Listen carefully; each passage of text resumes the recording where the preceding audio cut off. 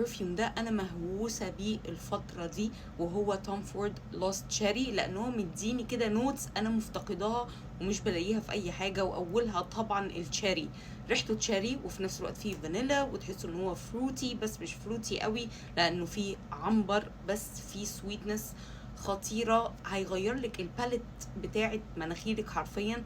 تعال نشوف بقى بكام.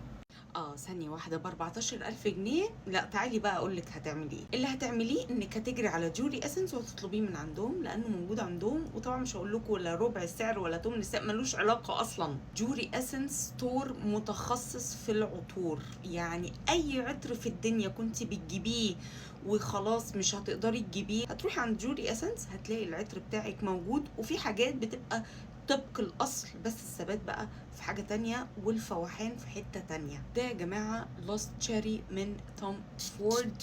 عايزة اقول لكم بقى ده